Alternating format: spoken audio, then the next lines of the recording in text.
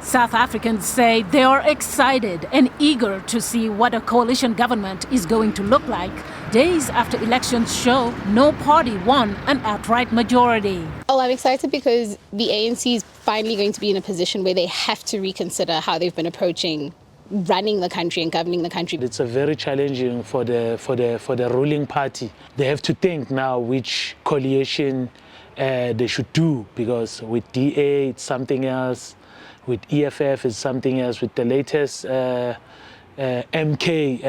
it's also something else.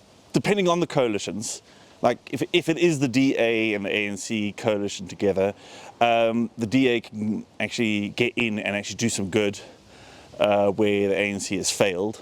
The African National Congress secured 40% of the vote, followed by the Democratic Alliance with about 22%.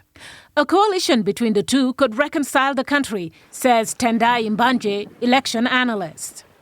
The DA-ANC coalition promotes non-racialism. The DA-ANC coalition promotes unity in the country among two races.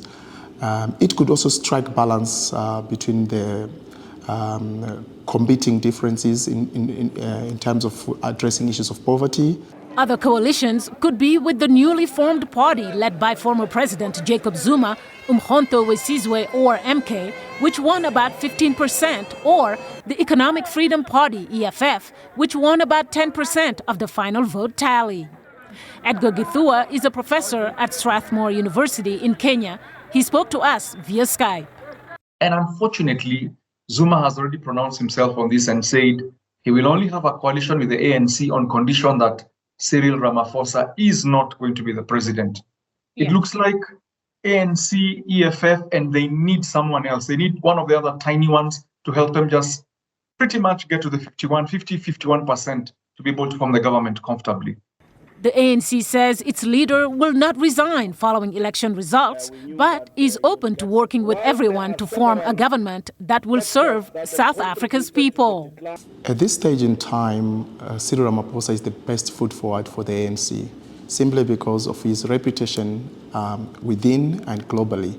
While internally, governance could improve with the coalition government, South Africa's positions on global issues such as the Russia-Ukraine and Israel-Hamas wars may come into question, both Mbanje and Githua say. How they look at the Palestinian Hamas issue, those are some of the things that will now have to be renegotiated afresh within the coalition government, because all political parties have their manifestos, have how they want to project themselves.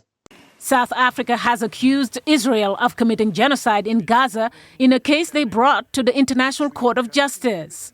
Israel argues that its ground offensive, which the Gaza Health Ministry says has killed about 36,000 Palestinians, is in response to Hamas militants' attack on Israel last year that killed 1,200 people, according to Israeli tallies. Mariama Diallo, VOA News.